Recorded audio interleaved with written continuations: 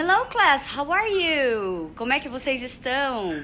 Então, Teacher Lilian de volta para mais uma aula de inglês. Estão prontos? Here we go!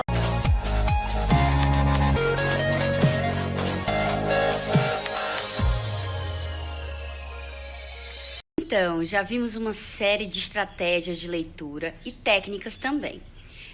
A última aula vimos skimming e general comprehension. Entretanto, já aprendemos a identificar os cognatos, palavras repetidas, identificar as palavras-chave, já aprendemos a ler e interpretar as dicas tipográficas, enfim. Então, para hoje, o que temos? Temos skimming e inferências. Vamos lá? Estão prontos? Então, querido, continuando as reading strategies que nós já estamos vendo, hoje vamos dar sequência, tá? O scanning, como eu já falei, é uma leitura com o objetivo de encontrar informações específicas. Geralmente, a resposta para alguma pergunta. Ou, às vezes, a gente procura uma única palavra em busca daquele assunto, especificamente dentro do texto. De uma certa forma, a gente vai passar o olho por sobre o texto como uma forma de visualização rápida, como se fôssemos um scanner tentando ler rapidamente a informação contida no texto, só escaneando. Essa técnica de passar os olhos do início ao fim do texto procurando palavras-chave, cognatos, falsos cognatos ou as informações específicas do texto não exige que a gente faça uma leitura completa nem detalhada do texto. Ou seja, ela é muito prática, muito mesmo. Especialmente em provas do Enem, que já tem lá o que ele quer saber. Ele quer saber uma questão de verdadeiro ou falso. Ele diz que tal coisa é azul. O texto afirma que tal coisa é azul. Então a gente vai no texto procurando azul, a palavra azul. A gente não precisa ir no texto procurando um monte de coisas. Então, se a palavra azul não aparece, significa que o texto não afirma, então é falso. Isso é só um exemplo. Scanning é uma prática extremamente rotineira, não só em textos como nas nossas vidas. E eu vou mostrar para vocês a seguir. Scan vem do inglês examinar, sondar, explorar. E é isso que faz um scanner. Ele vai fazer uma varredura, uma sondagem, uma exploração. Então, a técnica do scanning vai ser essa varredura do texto a fim de buscar respostas a questões de perguntas específicas. Alguns exemplos típicos de scanning que estão presentes na nossa vida constante. Primeiro, o uso de dicionário. A gente vai no dicionário para obter informações sobre uma palavra específica. Um número numa lista telefônica. No caso, um contato numa agenda de celular. Antigamente a gente usava lista telefônica, hoje em dia a gente roda na agenda do telefone. A utilização de um índice, de um livro ou revista para encontrar um artigo, um capítulo, no caso. Vai lá no sumário para procurar aquele artigo específico, aquela matéria específica que vocês querem ler. Isso são exemplos de scanning constantes na nossa vida. Nós fizemos scanning, inclusive, naquele texto da nossa primeira aula, que foi aquele de biscoitos, que estava em alemão. Aquele texto é um clássico e a gente foi buscar medida de ovo, de farinha, de margarina. No texto ali era scanning, procurando palavras cognatas, para encontrar as respostas às nossas perguntas. Então, assim, scanning é uma das técnicas mais fáceis e mais simples. E a gente já faz isso naturalmente. Então, não é algo difícil de fazer. Se torna mais difícil quando o texto é complexo. E tem palavras, muitas palavras que nós não conhecemos, que não são cognatos. E não faz parte do nosso repertório, não é um assunto que a gente domine. Então, isso sim torna o texto difícil de fazer scanning. Mas ainda não impede, porque a gente vai procurar por palavras específicas. Então, a gente só vai ter que traduzir aqueles pontos específicos e não o texto inteiro. Isso faz as coisas serem bem mais rápidas. Em relação à inferência, nós costumamos ficar um pouco confusos, dizendo, não, mas inferência e predição são a mesma coisa. A inferência é nossa habilidade de fazer suposições e adivinhar coisas se baseando em determinados encontrados no texto. Apesar de serem similares, predição e inferência não são a mesma coisa, como eu acabei de dizer. Predição é algo que a gente faz antes de ler o texto. A inferência nós usamos durante a leitura do texto. Então, nós vamos fazer uso de todas as pistas presentes no texto para tirar as conclusões sobre aquilo que estamos lendo. Isso vai fazer com que predição e inferência sejam diferentes, porque a gente vai prever na predição e inferência a gente vai supor a partir de informações que a gente já tem, o que é bem diferente. Nesse caso, a inferência nós vamos utilizar nos baseando pelo contexto.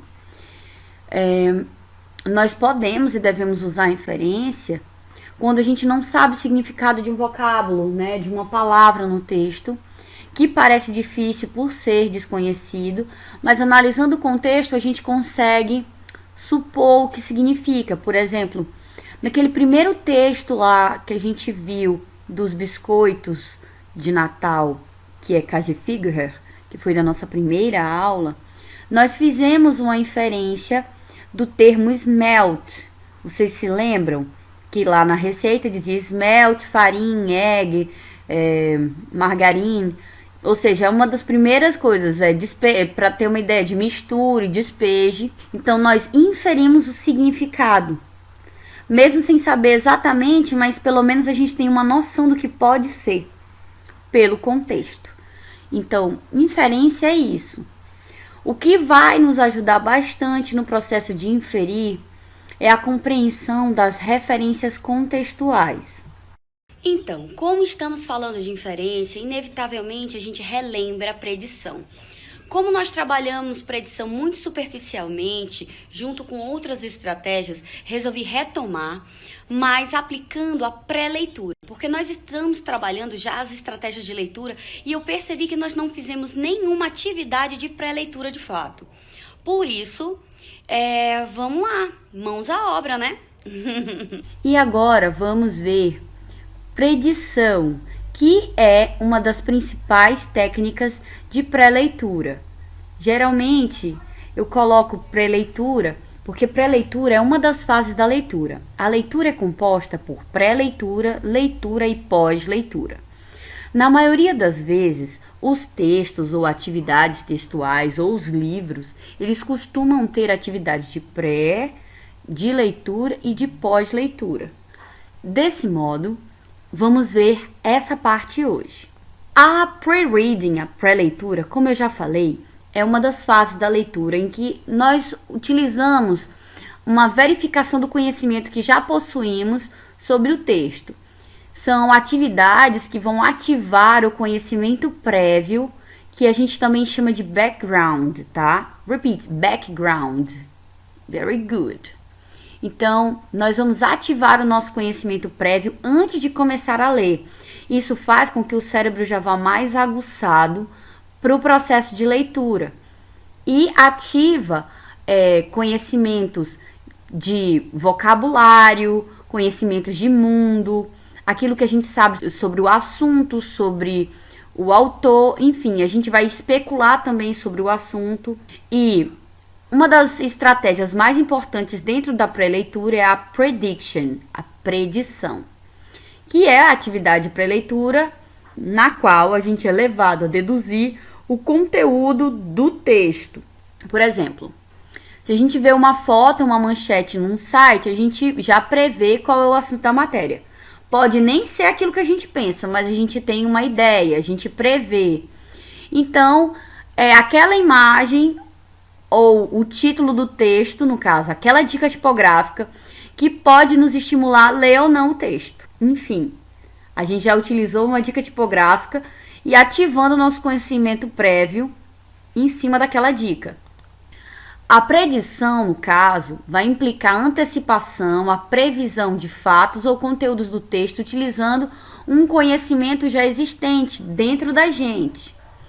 A predição, ela pode ser feita através de elementos como nosso conhecimento prévio sobre o tema, no caso, nosso background knowledge, que, no caso, se algum dia nós tivermos contato com o tema do texto, fica muito mais fácil fazer a leitura. Então, quanto mais cultura geral nós tivermos, mais fácil é fazer a predição. Para isso, o melhor remédio é o hábito da leitura. Quanto mais a gente lê, mais assunto a gente tem, mais conhecimento prévio a gente tem sobre diversos temas. Além disso, também temos o elemento do contexto semântico. O contexto semântico geralmente está relacionado a palavras cujas ideias estão relacionadas. Por exemplo, dentro da atividade de pré-leitura, aparecem palavras como escola, aluno, cadeira, professor, livro. Então, a gente já faz uma predição, uma suposição, uma antecipação do conhecimento. Então, a gente já supõe que tem a ver com o ambiente escolar, não é isso? Então, o contexto semântico vai funcionar como uma tempestade de palavras, uma brainstorm. Na verdade, uma tempestade de ideias com palavras relacionadas. É fundamental que nós percebamos que os vocábulos, no caso que essas palavras vão estar relacionadas entre si, para que nós possamos compreender a mensagem com mais rapidez, para que nós possamos compreender a ideia central ou a mensagem do texto muito mais rápido. Até porque é o seguinte, a predição é o que você pensa que acontecerá baseado no texto, no que vai informar o autor e no conhecimento prévio que carregamos sobre o conteúdo. Desse modo, eu posso dizer que ao ler um texto, nós trazemos para a situação de leitura todo o conhecimento que acumulamos em nosso dia a dia, no que diz respeito a diversos assuntos, as palavras que nós já conhecemos na língua estrangeira, ou até as palavras que geralmente usamos em português e nem nos damos conta de que são vindas do inglês, como por exemplo a palavra hambúrguer, que vem do hamburger, ou o verbo deletar, por exemplo, que a gente já assumiu como apagar, né? E vem do verbo to delete. Desse modo, olha, a gente consulta todo um conhecimento, toda uma bagagem que temos. E também ativamos o nosso cérebro para perceber palavras de conhecimentos relacionados. Isso nos auxilia diretamente na compreensão do assunto, da mensagem do texto, sem precisar fazer a leitura antecipadamente. Inevitavelmente, nós acabamos acionando também outras coisas, como dicas tipográficas, cognatos, que nós já observamos intuitivamente. Dessa forma, vamos fazer um teste. Eu trouxe aqui uma atividade de pré-leitura desse livrinho, The Selfish Giant. The Selfish Giant é uma obra do autor Oscar Wilde. É um escritor irlandês que ele é especialmente conhecido pela parte da dramaturgia e por uma obra chamada O Retrato de Dorian Gray. Dorian Gray, inclusive, virou um herói da Marvel, se eu não estou enganada. Depois pesquisem Dorian Gray e verifiquem. Eu não tenho certeza de qual gibi ele virou herói, mas ele aparece em algumas historinhas e, inclusive, ele também já apareceu em filme, tá? Tem um filme com o nome da obra principal dele, que é O Retrato de Dorian Gray. Excelente! De qualquer modo, The Selfish Giant é uma obra literária, é um conto literário que ele é voltado para o público infantil. No caso, essa obra aqui especificamente. Então, vamos à atividade de pré-leitura. Primeiro, a gente tem como primeira atividade uma questão vocabular. Então, eu tenho aqui a palavra would. Repeat. Would. Would. River. River. Flowers. Flowers. Birds. Birds. Tree. Grass. Leaves. Plants.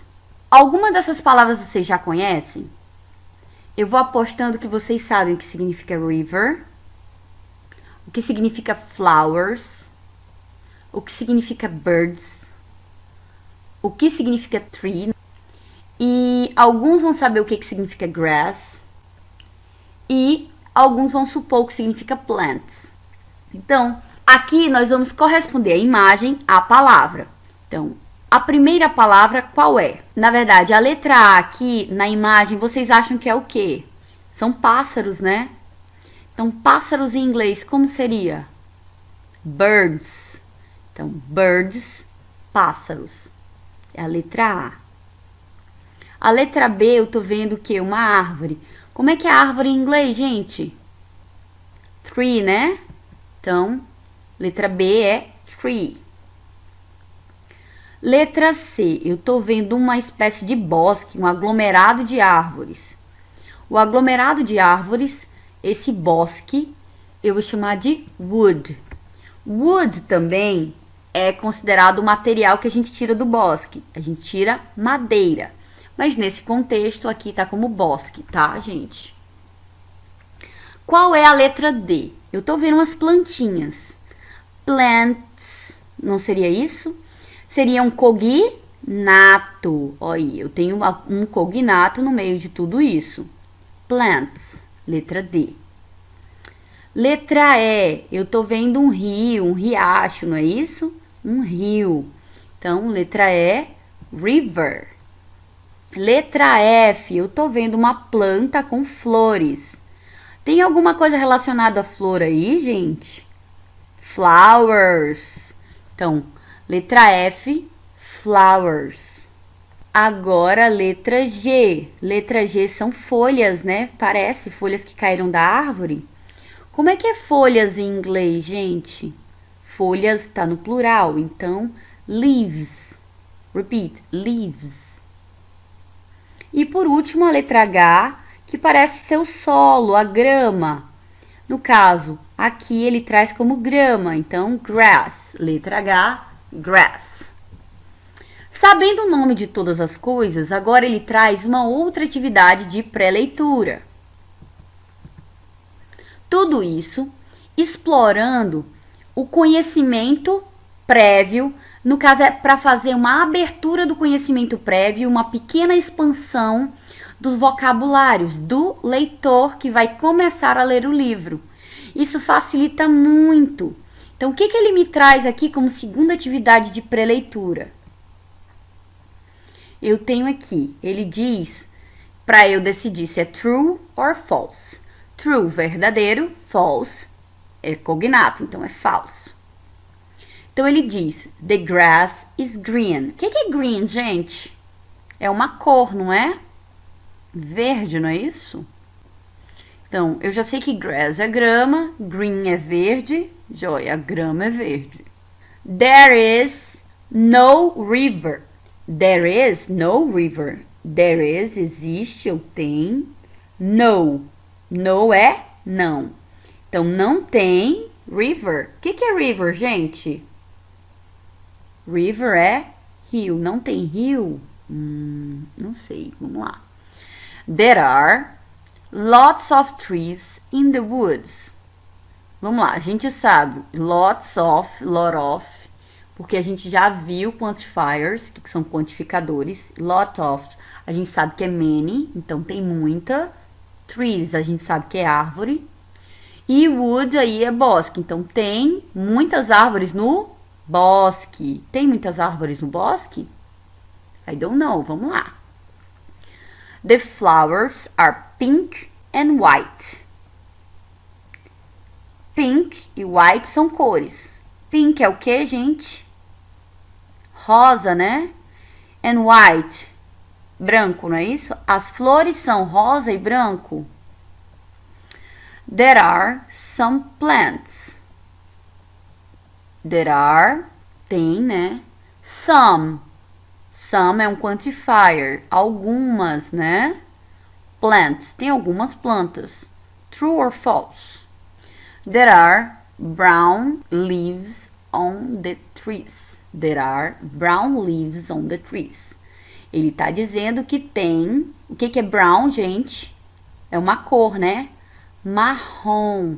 Leaves. O que é leaves, gente? A gente já aprendeu que leaves é folhas. Então, tem folhas marrons on the trees. Nas árvores. Vamos lá? The grass is green. Vamos lá. The grass is green. A grama é verde. True or false? True. There is no river. Não tem rio? E o que a letra é, gente? É o rio. Se é o rio, there is no river, é false. There are lots of trees in the wood. Tem um monte de árvores no bosque? I guess it's true. Eu acho que é verdade. Tem um monte de árvores no bosque. The flowers are pink and white. E aí? Parece, né? Que elas são... Porque, na verdade, elas não são toda cor de rosa. Elas são rosa com branco, não é isso? Então, se elas são rosa com branco, é true. Se ela for só cor de rosa, é false. E aí, gente? I believe so. É rosa com branco. Rosa e branco juntas. There are some plants. Tem algumas plantas? True. There are brown leaves on the trees. Tem folhas amarronzadas nas árvores? A primeira da frente tem, né? Então, acredito que seja true. E a atividade de preleitura continua. Aqui já é um exercício que ele coloca para a gente explorar pronomes possessivos. Ele traz her, his, their. Her é dela, his é dele e their é deles ou delas, no plural. Então, letra A. This is the giant's garden. This is garden. O que é garden, gente? E o que é giant? This is the giant's garden. Giants, olhando pela imagem e pela palavra, dá uma ideia de quê? De gigante, né? Pelo menos, eu suponho. E garden, muita gente já sabe o significado, que faz parte do seu próprio conhecimento prévio. Garden é jardim. Então, esse é o jardim do gigante. Então, esse é o jardim de quem? Vamos ver. Letra B. This is the queen's wood. This is wood. Então, bora lá. This is, este é o... que é queen, gente? Queen, vocês já sabem o que é, né? Conhecimento prévio. A maioria sabe que queen é rainha. Queen Elizabeth, a mulher que nunca morre. Enfim, aquela boca que vai que acontece, né? Enfim. Queen, vocês sabem o que significa. Wood também, que significa bosque. Então, este é o bosque da rainha. Então, esse é o bosque... Tadadã! Então, tem que completar com o pronome possessivo correto. Letra C. This is the children's park. This is tadadã, park. Beleza. Children é o plural de child, é o plural irregular. Isso é crianças, né? E o que é park? Park é um cognato que significa parque, right? Certo? Então, esse é o parque das crianças. Então, esse é o parque. Tadadã. Então, vamos responder? This is the giant's garden. This is his garden. Porque é o jardim dele. This is the queen's wood. This is her wood. É o bosque dela. This is the children's park. This is their park. É o parque delas. E continua. Então, a próxima atividade que ele traz tem a ver com adjetivos de estado de humor. Então, letra A, eu tenho um garotinho aparentemente zangado. Letra B, eu tenho uma garotinha feliz. Eu tenho um garotinho na letra C, parecendo que tá chorando lágrimas de sangue. Letra D, ai que mórbido. Letra D, eu tenho uma garotinha olhando para uma aranha, não sei se ela tá assustada, se ela tá admirada. Letra E, parece que tem alguém bocejando, o garotinho tá bocejando. E letra F, parece que temos um garotinho mimado com um bichinho de pelúcia dizendo, isso é meu, não te dou. E uma garotinha bem decepcionada. E temos aqui alguns adjetivos. Afraid, angry, selfish, happy, sad, sleepy. Repeat. Afraid, angry, selfish, happy, sad, sleepy. Quais desses aí vocês conhecem? Quais desses adjetivos vocês conhecem? Eu vou supor que eu tenho certeza que vocês sabem o que significa happy, que é feliz. Talvez a maioria saiba o que é sad, que significa que é triste. Alguém mais sabe algum desses? Vamos lá. Letra A, parece que ele está zangado. Então, letra A, ele está angry. Repeat, angry. Zangado, tá? Irritado, zangado, angry. Letra B, ela parece feliz. So, she is happy. She is happy. Letra C, como ele está chorando, ele parece que está triste. E como é que é triste em inglês? Sad. So, he is sad. Letra D, ela parece estar levemente assustada. So, she's afraid. Afraid é estar assustado ou com medo. So, she's afraid. Letra E, ele está com sono. Ele está bocejando. So, he is sleepy. Sleepy é estar com sono. Sonolento, digamos assim. E selfish, uma qualidade horrível de alguém. Na verdade, eu vejo como um defeito. Selfish é alguém que é egoísta. Selfish child. He is selfish. Então aqui ele já faz uma expansão vocabular, apresentando para vocês novos vocabulários, introduzindo novos vocabulários para auxiliar na leitura. Esse aqui é só um exemplo de atividades de pré-leitura, em que a gente utiliza a pré-edição para isso. Como assim, teacher? A gente ainda não utilizou a pré-edição. O nome do livro é The Selfish Giant. A palavra giant apareceu numa atividade e a palavra selfish apareceu em outra. Giant a gente sabe que é gigante. E selfish a gente sabe que é egoísta. Então o nome da história é The Selfish Giant, o gigante egoísta. Então, pelo título a gente já sabe mais ou menos que a história se trata em cima de um gigante. Apareceu muitos vocabulários relacionados a crianças, né? Apareceu muitas crianças, então a gente sabe que provavelmente haverão crianças dentro da história. Ele também, na primeira imagem que ele mostra um cenário de natureza, então pode ser que essa história se passe no meio de uma natureza ou que haja vocabulário desse tipo. Então a gente vai sugerindo e ampliando o nosso vocabulário para que a gente consiga fazer a leitura da história.